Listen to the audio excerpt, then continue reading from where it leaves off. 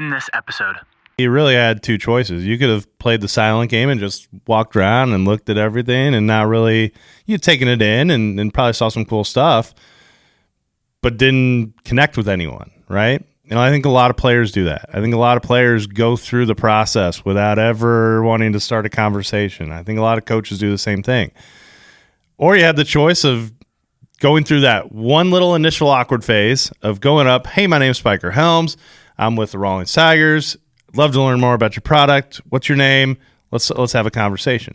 And then once you do it over and over and over, you never know where those conversations are going. It gets easier. And that's where if you can get over that first hurdle as a player and a coach in terms of building, relationships within the industry, you don't know where those conversations take you. It can take you to helping you out with a degree choice. It can take you to learning more about your craft. It can take you in so many different directions if you're just willing to simply put yourself out there.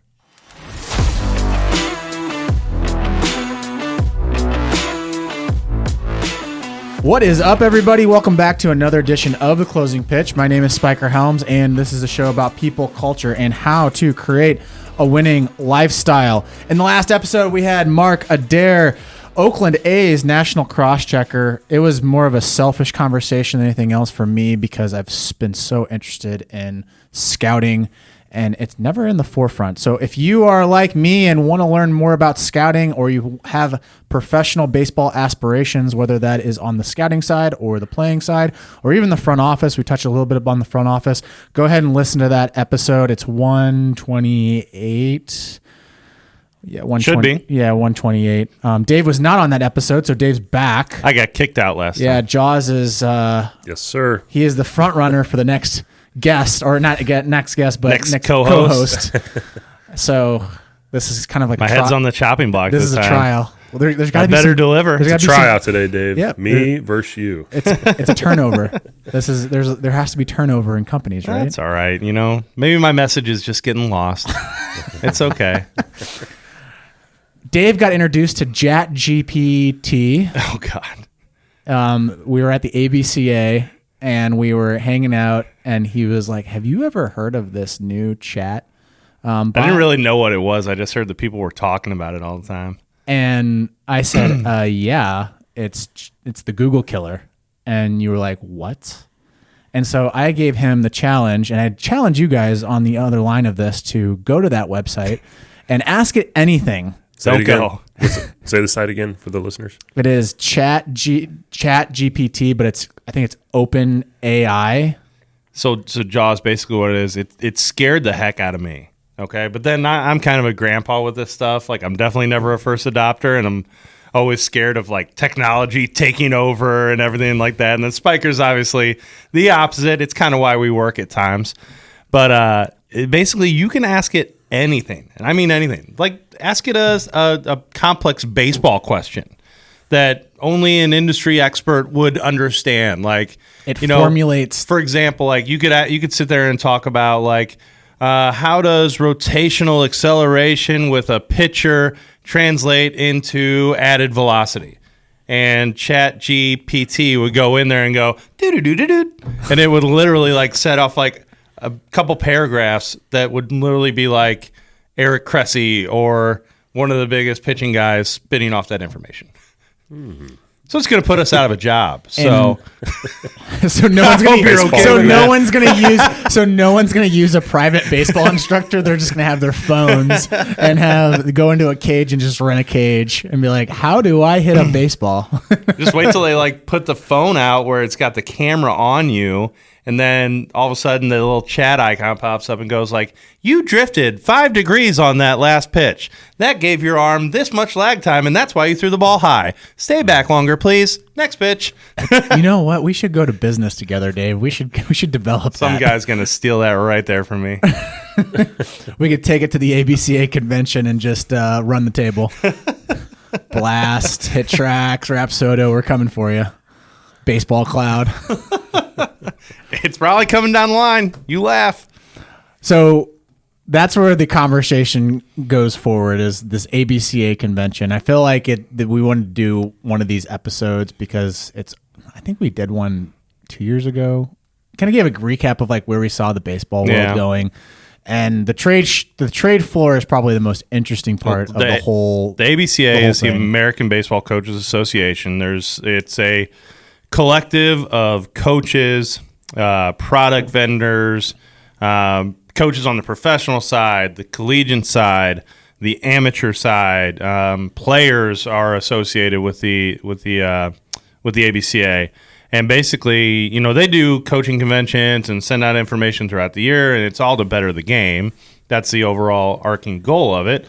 But they do have a convention, like Spiker was mentioning, just for people that don't know, every year at the start of the year, normally the first weekend into January after the holidays.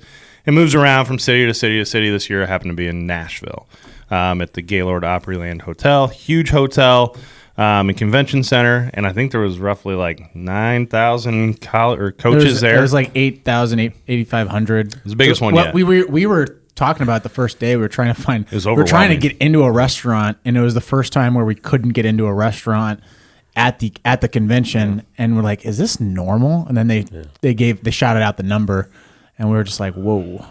That's a How cool is the Opryland? That's a lot. That's awesome. Yeah. I mean, what an incredible place. I'm sure a lot of these listeners have been there, but it's one of my favorite hotels I've ever been to. Yeah. Like it's lost in really there. unique.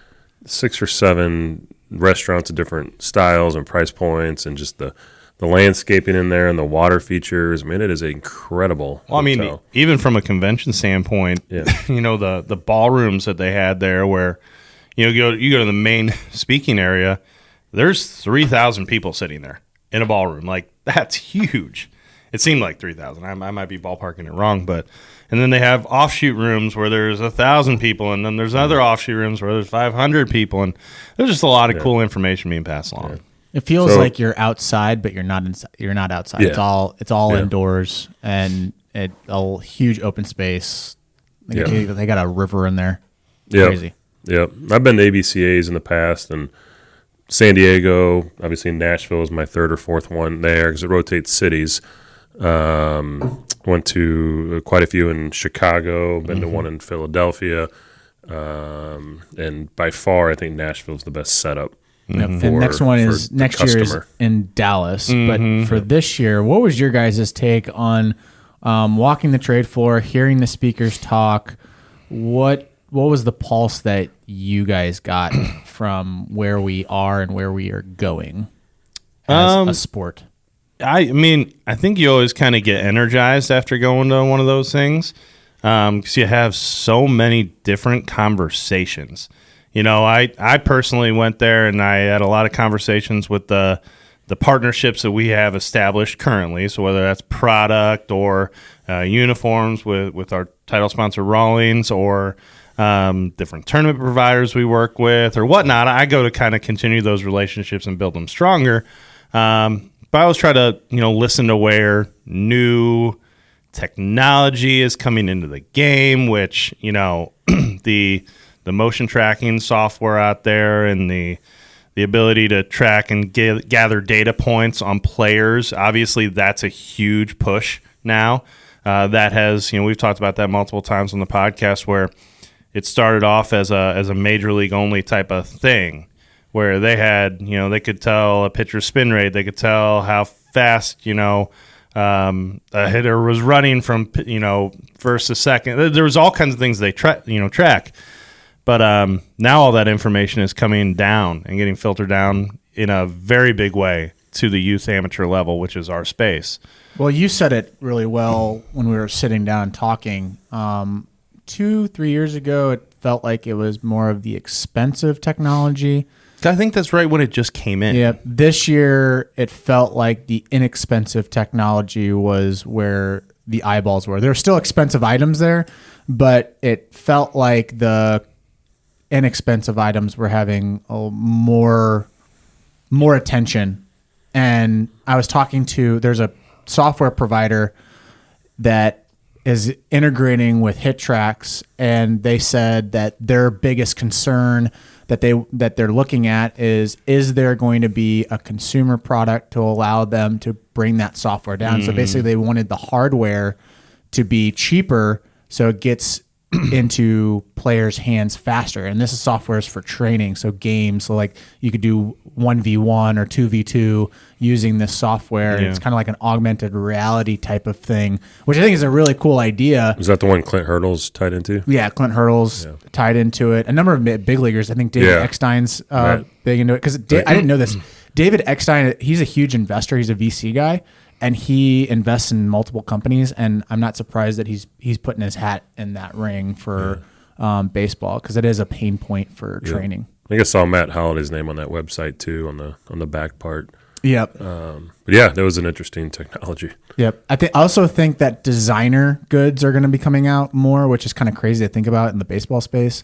What do you mean by absolutely ridiculous. Oh yeah. Their booth was crazy. Yes. Yeah. And then also Warstick. I Yeah. know that we're sponsored by Rawlings, but Warstick's designer type of material is very interesting. Absolutely Ridiculous has a really cool concept. And I challenge you guys to look at their website. But what they do is and Judge, you can correct me on this, but they take a glove and then they put different designs on it and make it look a little bit fresher. Ridiculous. Yeah. Yeah, absolutely ridiculous. Like ice cream themed gloves and Bible gloves and taco gloves, and it kind of looks like that decor. And even their booth was different. You could tell they're marketing to the high school player. And Well, they're very into the content and social media. Yeah, that's what I was going to say. Correct me if I'm wrong, Yeah. but they're building their business through TikTok and Instagram. Yeah. I mean, that's where you're finding the attention of the young athlete these days, anyhow. So They're making slidey mitts, and protective gear, not just gloves. And they had rubber snakes in their booth. Like, just to give you an idea, whatever, check them out. But they're thinking differently on the marketing side, I think, than which your big is brands. kind of cool, because we talked about this, and I knew nothing about it until your son Nolan was wearing a hat and I asked him about it. But baseball has a real youth attention problem, especially major leagues. They're losing audience members left and right at that side, at that age group, and they have a aging population where they need to figure out how to interject some fun into it a little bit and get the attention back of the young athlete. And I don't know, just speaking out loud, maybe certain companies like that are thinking way out of the box, that's against the baseball tradition, if you will. Maybe some of those companies help, bring them back. Well, 5-6 years ago, baseball lifestyle kind of went against the grain. And when they started designing and making it more of a lifestyle, I think there's just another iteration of it, which I think is really good. I think coaches should promote that within their team. Any time that you're able to take the game and put it into your lifestyle, it really changes the aspect of the industry and just the sport in general. Well, it's kind of funny. I looked up their website a little bit after I got introduced to it, and the first thing that always pops into mind is like the old baseball traditionalists would be like, this is exactly what is ruining the game. There shouldn't be that on a glove. That hat's atrocious. Where's the simple New York Yankees I just want black. Yeah. Can we just have black? There was another booth that was a 180 from that. It was called Shoeless Joe Gloves, I think. And they were pushing hard, just kind of walking down the aisles, and they are more of like old school, just brown leather, the hard glove, even the different form, like an old school form. And then you had the other company like all new, and it just here's the question: completely opposites. What was the demographics at each booth? That's what I want to know. But there's room for both. There's a 7-year-old. This is what gloves should be like. Yeah. But you know what would be cool is if you got the two of them you're holding your glove, you're holding your glove. You got a 50-year age gap, and they're having a conversation about baseball. Yeah, there's room that's for true. both. That's what it should be. I think the answer is our listeners should just go through Rawlings. There you go. Remember to timestamp that one and send it to the Rawlings executives, best please. glove manufacturer in the world. This episode sponsored by Rawlings. Timestamp 11 minutes and 12 seconds. There you go.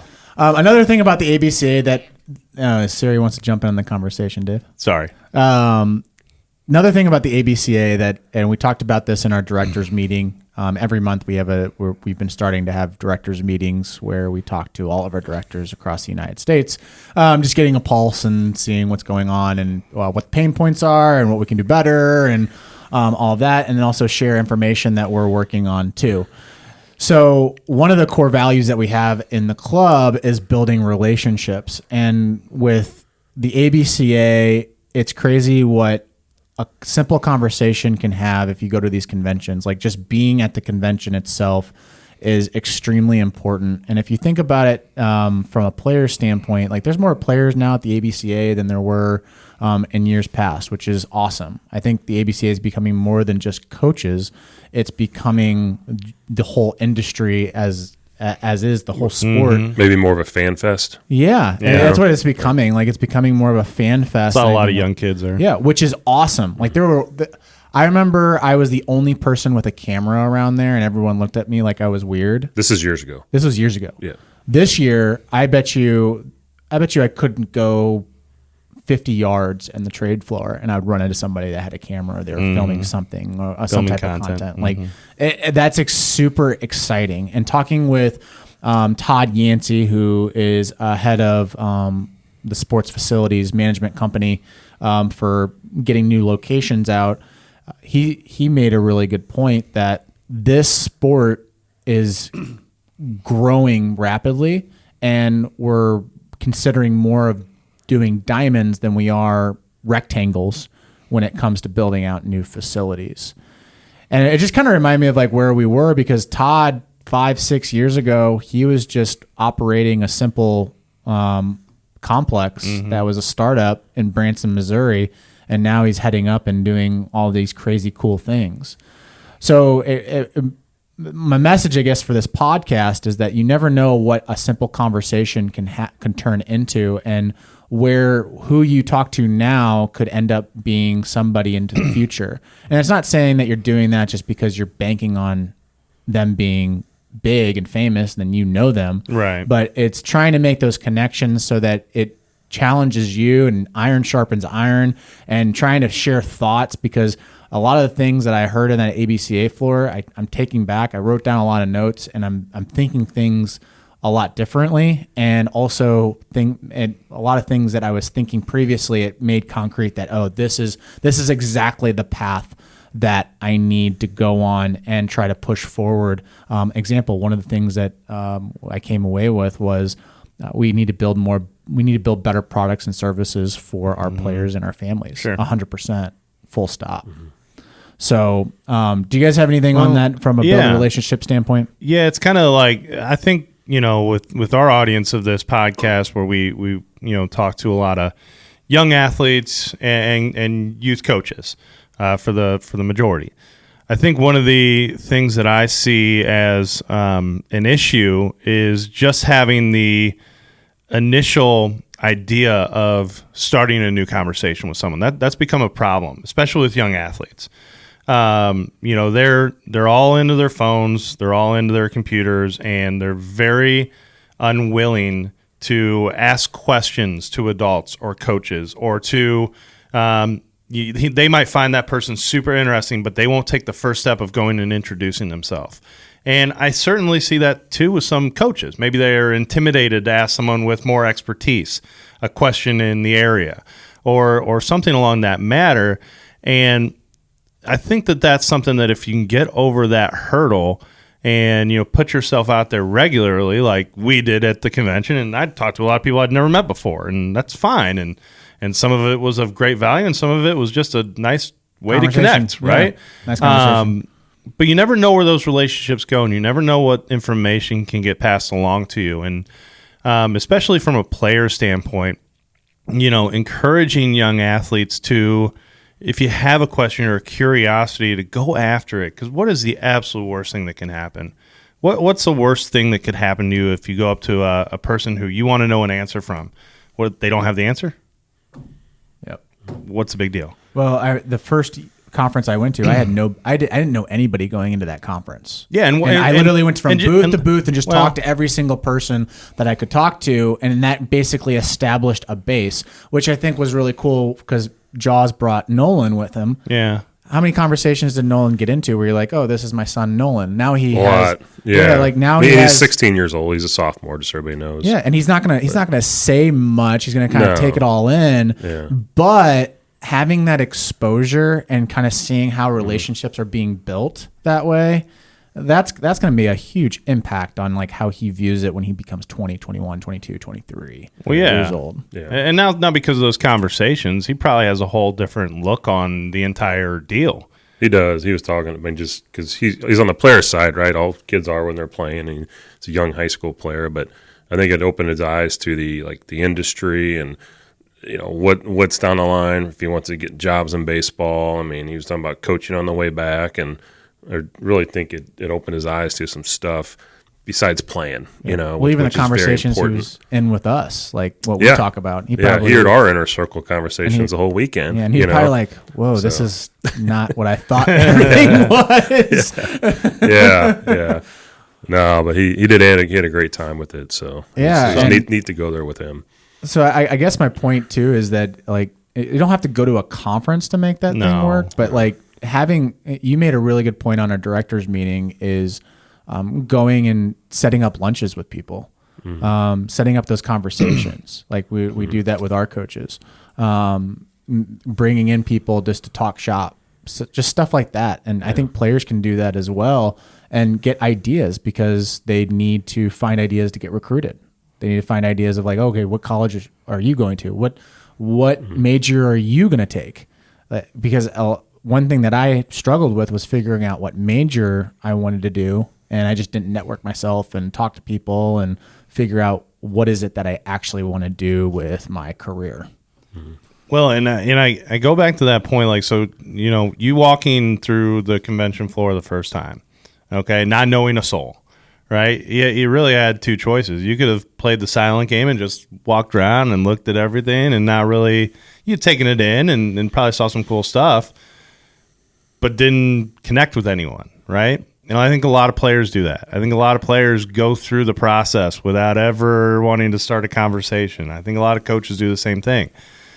Or you have the choice of going through that one little initial awkward phase of going up, hey, my name's Spiker Helms.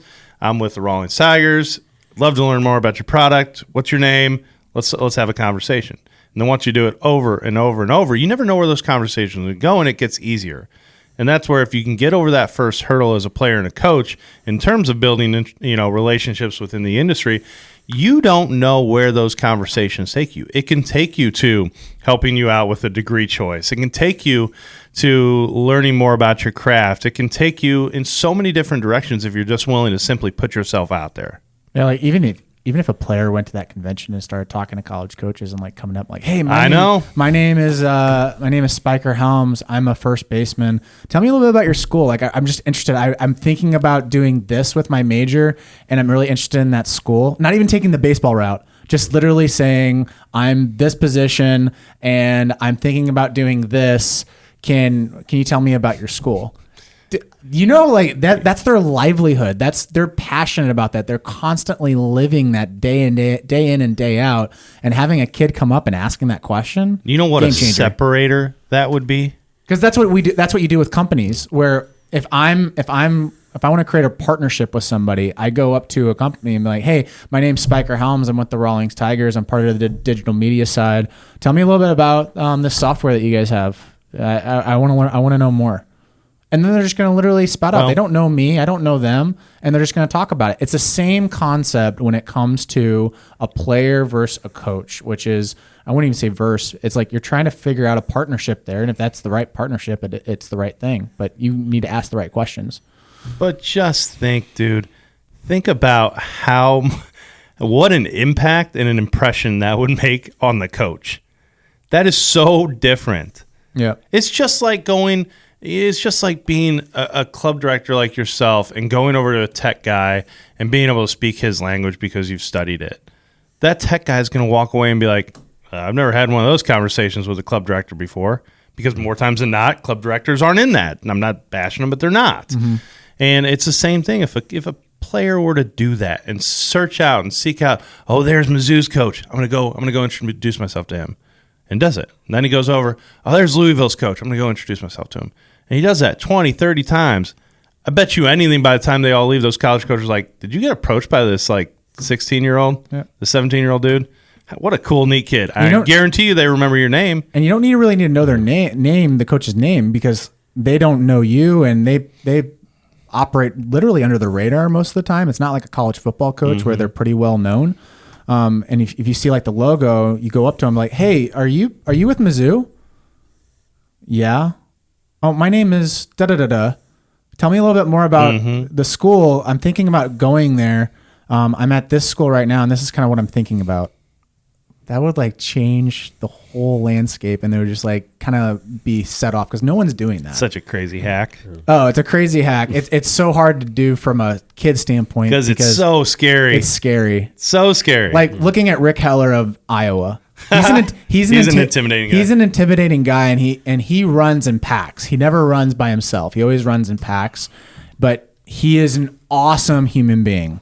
Awesome human being, and very honest, very forthright. And if you show respect to him, he's going to show respect to you. And then when he has your respect, it's like he will do anything for you. He'll be one of those guys that like wants to learn more about you, wants to know, hey, what's going on, and everything like that. He's just I kind of think that players get stuck on that whole intimidation factor. For sure. A little bit. The first step's always the hardest, and it's the biggest mountain to climb.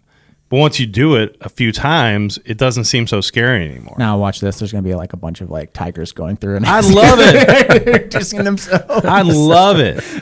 I'd love it, to be quite honest, this is a tick off topic. I'd love it if they just talk to adults more. Yeah.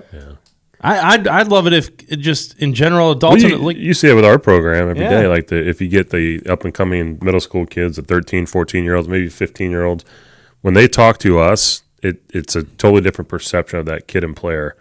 That they are proactive. These guys are leaders. They're taking charge of their career. Whether it's right or wrong, now, we have a better impression of them over the other. And a lot of them mature into that when they're 17, 18, maybe 16. But when the young ones do it, they stick out. Yeah. Without even watching them play, they stick out. You know that kid, like that's a good kid. Yeah. We had a kid in the player in the 15U tryouts that way from a different club, come over and tried out. And I remember down the line watching bullpens, he pulled me aside on the field. I'm like, well, this kid's proactive, man. I love this. Let's get him in the program. We got him. So it was cool. Oh, 100%. It's the same. I think it's the same way with coaches too.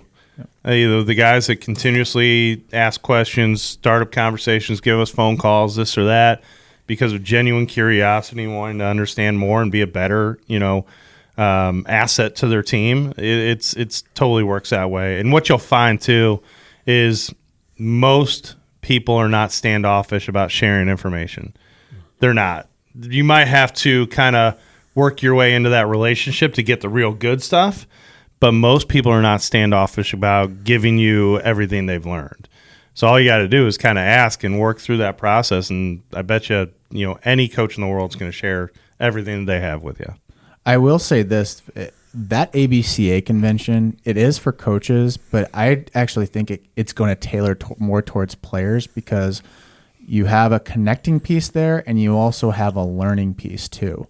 Like you're going to learn on the trade floor and you're also going to learn in the talks that are being had by these college coaches. And there's some pro guys in there too. So we had one of our 7U coaches went there to it and we hung out with him over the weekend and had lunch and stuff. And he loved it. Like he's the type of guy that's probably going to go back every year. Just he was on the talks and learning everything. Just eyes he's wide a great open, coach for us. So. And now those kids on his team are going to benefit from it. Yeah. It's not a plug for that, but it's like you're continuing education, right? You're always learning about it, which is, if you're passionate about it, why not? Yeah. I do feel like it felt younger this year at ABCA, maybe because I'm getting older. But gray hairs in that beard, Jaws. But it felt younger. Like what I mean by that is like, look at the youth breakout sessions they had. Those rooms were packed. Yeah, they were. I don't recall them being that crowded in the past. No. So, again, I think hitting the 10s, 11s, 12s, 14-year-olds and those coaches and that age group, I think there's going to be more of that coming. You had coaches, you had businesses, you had clubs, and then you also had influencers. And that cross-section of all of that ends up making a really dynamic, and then you also had professional guys there too. You had I saw a couple scouts, And then you also had some minor league coordinators that were there too. So that whole cross section, I think you said it best. It's not necessarily a coaches convention anymore. It's more of a fan fest than anything else. So is there anything else on this topic, guys, from a building relationship standpoint? I mean, I think we really hit it hard on that. And I think we've had some really good points. Yeah, no, I mean, I just encourage you to, never shy away from a conversation, never shy away from opening up and sharing information and finding someone new. And even if they don't look like you or even in the same space as you never know what you're going to get out of it. I mean, just continue to try to have those conversations and have different talking points, and you'll probably be a much more well-rounded person. Yeah, like being curious, asking the right questions, but also going in wanting to learn, and then also thinking, how can I help? If you have those points, you're going to navigate a good conversation, and you're going to get some really good connections. Love it. Absolutely. Guys, that's this episode of The Closing Pitch. My name's Spiker Helms. Aaron Jaworowski's across from me. David Burkby is on the far left. We will keep you, Dave. You have passed the test.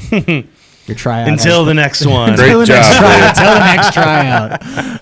Guys, we'll catch you in the next episode. Make sure you subscribe. 5-star review. That helps us so much. If you give us a 5-star review, it gets pushed out to other people. We're on YouTube, Spotify. If you want all the links, you can go to the anchor.fm. I always send that link out on Twitter. My Twitter is @SpikerHelms if you want to follow me. David Burkby is @David_Burkby. Aaron's is Jaworowski Aaron. Wow. Yep. Wow. All right, guys. Catch you in the next episode. See you guys. See ya.